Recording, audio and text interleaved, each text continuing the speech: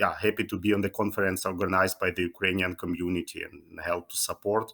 So as you introduced me, I have two passions, Java and serverless on AWS. Usually I talk about both in one talk, but today the serverless topic is more left to Adam and to Matthew and Richard. In the last talk, they will be talking about cold starts and snap start and all that stuff. I will be focusing on something else, but anyway, you can engage with me. I'm quite active on Twitter, but also via LinkedIn, and I'm one of the AWS community builders in the AWS serverless category. So it's also, one of my jobs to share knowledge on AWS topic. I'm working for the company called AP Labs in Bonn. We are Fujifilm subsidiary, and I started as a Java developer when we migrated to AWS. So I collected lots of experiences there with the classical stuff, but also with serverless and all that in the last, I would say, 5 years. So let's start. I will be talking about two AWS tools that are available for Java developers, and I will also share my experiences, but also will have some connection to other open source or other commercial alternatives very, very briefly. So let's start with the AWS CodeGuru, and it is developer tool that provides intelligent recommendation to improve code quality and identify application most expensive lines of code. And it consists of two parts, and I will be mainly talking only about Code Reviewer because I used that. Mainly, it's machine learning tool which uses automated reasoning to identify critical issues, security vulnerabilities, hard to find bugs, all that stuff that simply helps us to improve code quality. But there is also CodeGuru Profiler that helps developers to find most expensive lines of code in production. So this is more or less how they work. So they are divided. So you see that reviewer is more for review, and everything else is more or less left to the CodeGuru Profiler. So now let's start how you can configure it. It's always very simple on AWS. You choose your GitHub repository. In that case, I used some example code commit, which is managed Git, very simple managed Git alternative hosted managed by AWS. You can use Bitbucket and GitHub. And there I hosted my code. And then what I mainly have to do is simply to say, give the CodeGuru repository the name, and then associate that, in that case, with the code commit repository, and I am mainly ready to go. So there are two parts of CodeGuru review. There is full repository scan and also incremental scan on pull requests. So let's start. I prepared some examples only to show you what kind of findings they may be generated, but also to show you what is not found via the CodeGuru, where you need probably a complementary tools. But this is what CodeGuru says, what code reviewer may find. This AWS best practices, security, resources leak, concurrency, it integrates with Infer, and also provide some best practices on data structures, control flow, exception, and more. So let's start with that findings. So that's I did full analysis, full repository analysis, and how that looks like. You see, analysis is completed. We have, in that case, for my, I would say, artificial examples, 22 recommendations. And if you would like, just then we can go through some of them, and I will start with the AWS best practices because I personally just see the most value in that kind of recommendations. There are a whole lot of them. I will only present you some of them because I just put the, I would say, not correct code with vulnerabilities, and just wanted to find out if that stuff will be recognized. And that's basic example which you should not do, like try to instantiate credentials and just pass the credentials, accessing secret key statically into your code, and even save it into AWS in some GitHub repository. So you see that the best practice will be to use temporary security credential roles instead of long-term access keys. So this kind of situation was recognized and pointed out. And for each finding, you have an upvote button. I just cut it down, but you can just say, okay, I am not agree with the finding, to help AWS to improve the code. There's another example from the same category. There I use some older API calling this list object, and they pointed out that there is a version 2 of that, and this one is kind of deprecated, and I should use the newest one. There are also other examples here. The finding that, yeah, probably not everybody will write that code, but I wanted to list out all tables in DynamoDB NoSQL database, all table names, and they say that this code might not be right because it produced paginated result. As far as I know, only 25 table names will be returned by default, and then you need to iterate. And lots of AWS SDK, so for different services, use pagination. If you don't know, you may think maybe some accurate example, but it's in that case not. So lots of findings that for AWS services. That's another example. I wanted to send batch 2 messages to the SQS queue. So I just created 2 requests and then sent it in the batch. And I simply just didn't want to find out what happened, but this finding says me that I need to look into the response of the send message batch call, because in case that something partially succeeds and fails, this answer will be kind of converted into the result. Yeah, and then I need to check in case something didn't work, and then I have to build retries upon of that.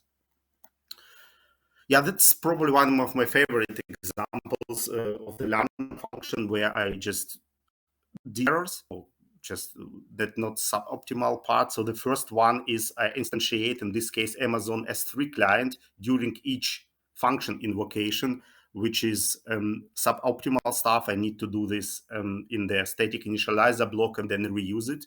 Otherwise, I lose time.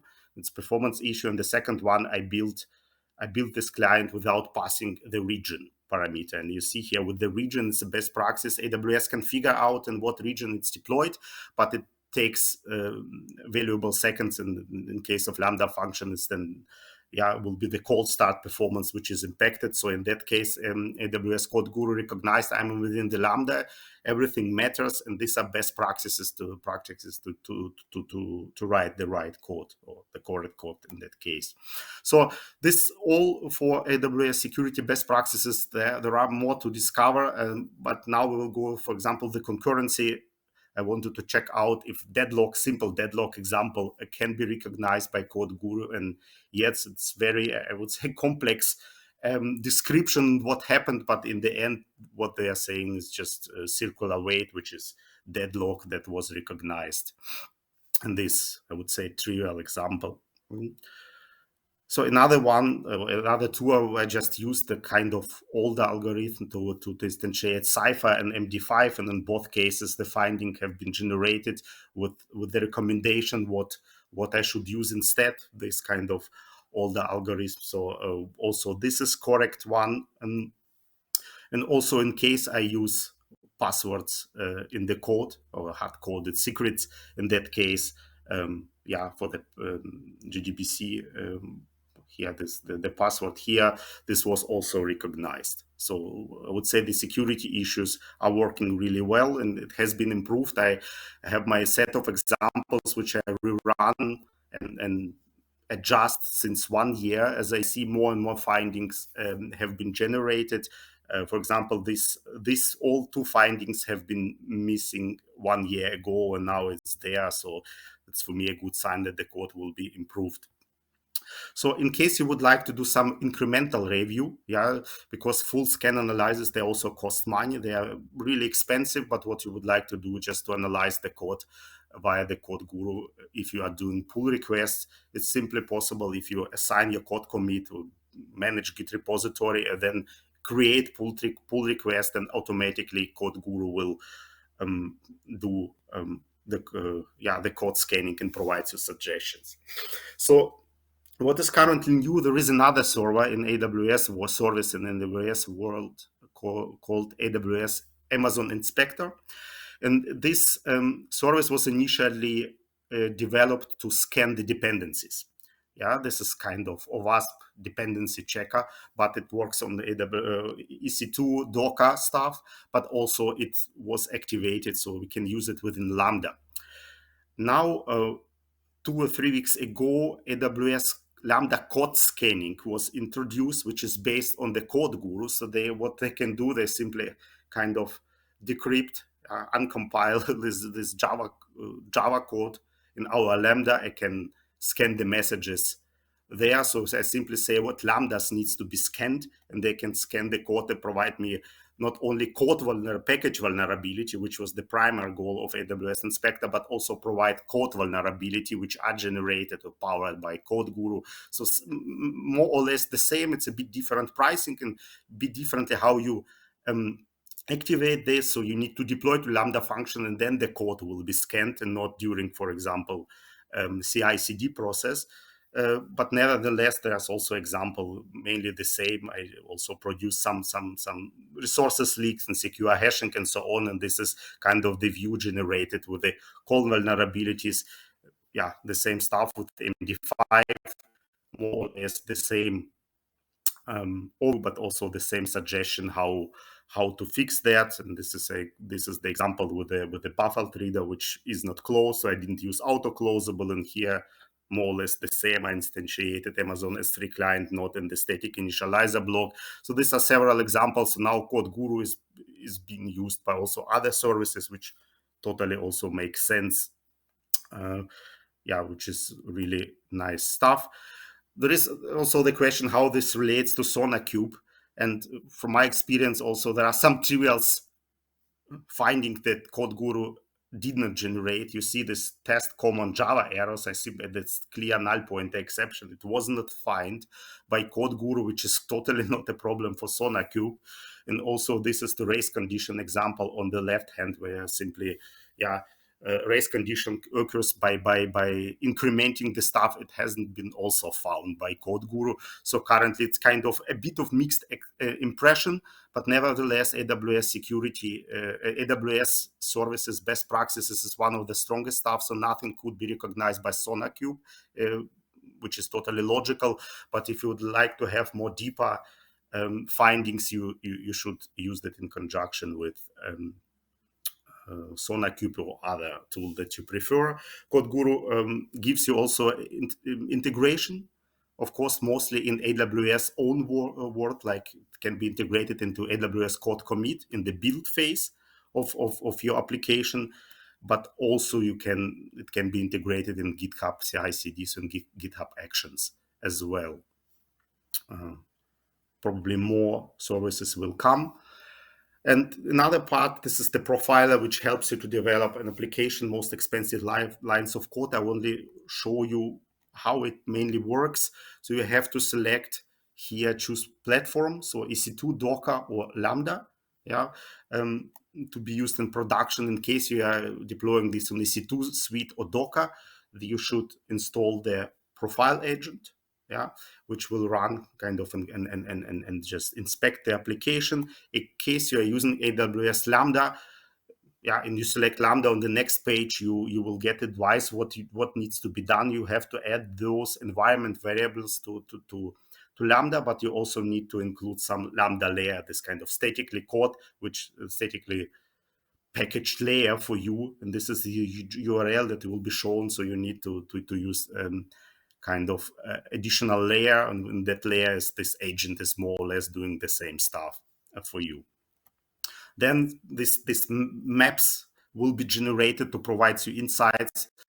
I just copied this from AWS documentation, so you can find out, for example, some part is taking 5% of a CPU and so on, and then you can dig deeper and figure out is that the right stuff or not. This is for CPU stuff, and also for the latency stuff, you can also have kind of visibility if something is inefficient from the algorithmic point of view and so on. Also saw the insights generated if somebody used logging statements extensively in the Lambda function, which impacted the performance of the function. So that kind of stuff will be generated for you by CodeGuru Profiler. So yeah, this is more conclusions. So AWS provides SDK in two versions. For Java, the older is obviously 1 and the newer is obviously 2. So my observation was that I had more findings in the version 1. Probably this it uses machine learning, so more repositories currently contain the older versions, so the models can be trained better. I missed several findings still in AWS SDK version for Java version 2, but I think it's now becoming better. And as I told you, some basic Java errors haven't been detected. And you need to know that full repository scans are very expensive. That may cost you $10 per scan. So use incremental code reviews on pull request, and you pay more or less per line of code reviewed. And there are bigger packages for that available. So it becomes much more cost efficient. So now we will go to another tool, AWS CodeWhisperer, and probably we will look into those dimensions. So introduction to AWS CodeWhisperer, but also we will do some very quick comparison over the general task, simple functions, more complex function, JUnit testing, web development with Spring Boot, AWS development. I will only mention shortly what were my observation, and also we will see into AWS, look into the EDA support and so on. But yeah, most important stuff, AWS CodeWhisperer is kind of competitor of GitHub Copilot. GitHub Copilot X that was announced last week. And probably, I will assume it uses the same as pre-trained transformer-based language models, but the older ones, of course, not GPT-4. So AWS doesn't disclose exactly information how it works. Yeah, only that it just uses the machine learning to provide the recommendation. This is trained on public repositories, so public GitHub repositories and probably public code commit repositories. Obviously, and they also can integrate then the security scans and so on. So let's start and see what CodeWhisperer can give us. So let's start with the simple functions. More or less, I just wanted to write the class calendar utils and then implement method that calculates days between two dates. So I just typed calculate days between dates, and then this suggestion came automatically. So you see that the quite older version, using Java util date, which is not optimal, but the implementation is the right one. So in case I will import local date by myself, and then I just only type calculate days between dates, then the right or better suggestion will come into place. Then the CodeWhisperer understood I imported local date, so somehow I would like to use that, and this suggestion will come out of the box with using start date until. I tried, then I said, okay, I would like to use chrono unit, which is the better way to calculate this, and then the complete suggestion days between came also out of the box. So of course you need to import the stuff. This is kind of a bit of annoying. I tried also GitHub Copilot, and I will also tell you differences in the end. In that example, it was even similar. So local date wasn't suggested even by GitHub Copilot. But anyway, if you don't really know how to do the stuff, but just import the right stuff so that the suggestion comes out automatically. So these are the general tasks I wanted to generate the class product, and it's enough simply to give the class the name product. You will get all that you see first of all out of the box. So it's up to you to accept that, or say you don't need the description parameter. You can also leave the comment above and tell the properties that you need. Then the code for that will be generated with equals hash code and also to string. In this case, it was even the right one because I wanted to have the ID. It was used in the equals and hash code only without using all that other attributes. So more or less the right stuff was suggested to me. And I also did the simple stuff. I just asked CodeWhisperer, can you generate threads singleton class? And only from the name singleton, the whole implementation was derived. yeah, which is, I would say, the correct one. And then I simply documented in the comment, I would like to have thread safe singleton. And I only had this suggestion that the method get instance was completely synchronized. There were no suggestion with double check idiom and so on. That is what GitHub Copilot gave me in the end. One of the suggestions was that one, and the second one was optimized. So in that case, CodeWhisperer couldn't give me that suggestion at all. But nevertheless, if you know how to improve it, you can do this. And now we will look into more complex algorithms and JUnit tests. And for that, I took this. There is a project Euler page where there are simple, not so simple algorithms. And I wanted to figure out if CodeWhisperer and also GitHub Copilot may generate the right code for me. And also then the JUnit test. So the first algorithm that I took was find the first 10 even Fibonacci numbers. It sounds not very simple, I would say, or mixed at least. And now I simply typed only this comment. So the whole method name and implementation was suggested. Yeah, it's a bit harder to read, but it's the correct one, I would say. Yeah, that was proof. So that's the right implementation. Then I simply generated the unit test for this. And I wanted for CodeWhisperer to write that test for me. And then I had the mixed impressions of that. The first, you see, there are 4 suggestions. The first one is to write the test like this. And you obviously see that the return parameter should be the array of 10 elements and not the value 10. So it was up to me to discard this.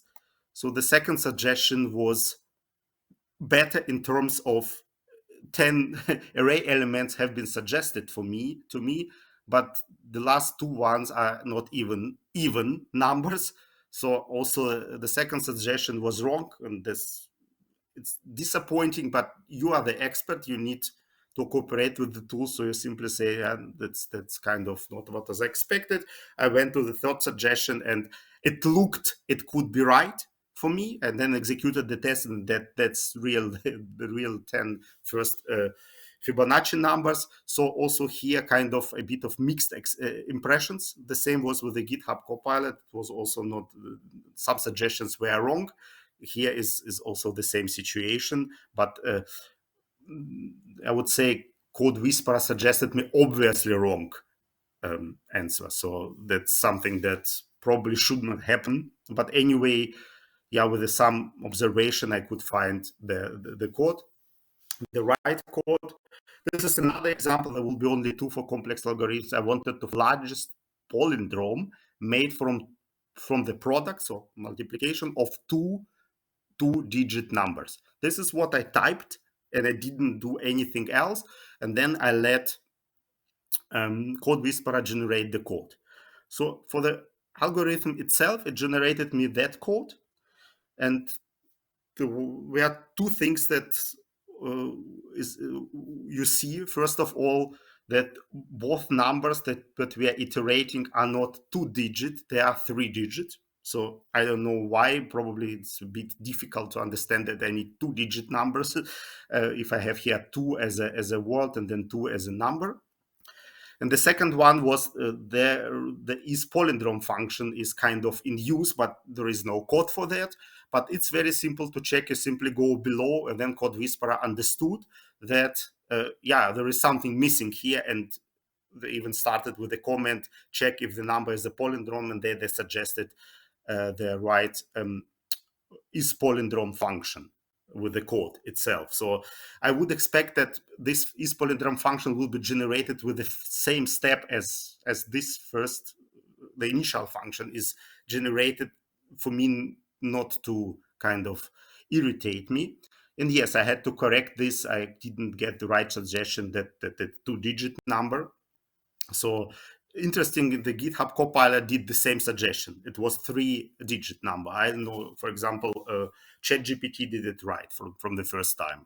So very interesting stuff. And then I wanted to add the test. So I have the JUnit test for the class, and I wanted to add the test for this specific, find largest palindrome product. And I only had to type test to find. Yeah, and then CodePilot understood me. They find out that there is a method, new method, which is not test it, and they simply suggested the end of line and then test annotation and the initial test, which is correct. So this palindrome, the largest palindrome, the producer of two-digit number is 9009. Yeah. So in that case, the auto completion of JUnit was right.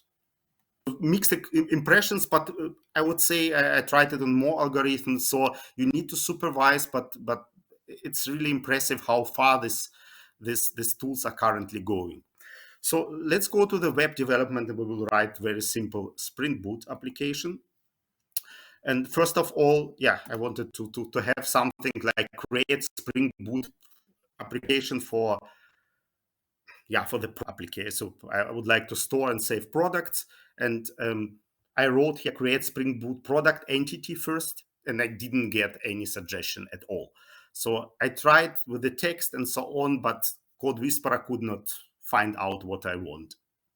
It only helped when I added these imports first, and only then CodeWhisperer understood the content, my intent on that, and started to generate the class product with the entity attribute, and they even then kind of offered me this ID annotation, generated value, and all that stuff, and only came. So the initial context was missing, and I needed to add these imports to start really meaningful conversation, or it's not conversation, code completion with the CodeWhisperer.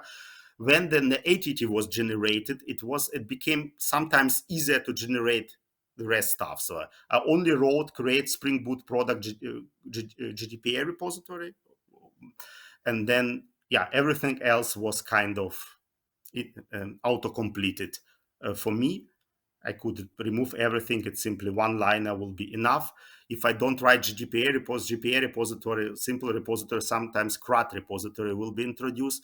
But the only error was that CodeWhisperer thought that the product class, that was product entity, should be in the model package, but it was in my case in the entity package. So that's the one correction I had to do. GitHub figured out this without all that stuff. So Copilot worked better for that. And the same stuff was as I wanted to write the Spring Boot application. So a product application class, only generating the class by name didn't help CodeWhisperer to auto-complete the stuff. I had to add these two imports. In that case, I can write everything else by myself. So then everything else was suggested, but once again, I had to add imports, even two imports in that case.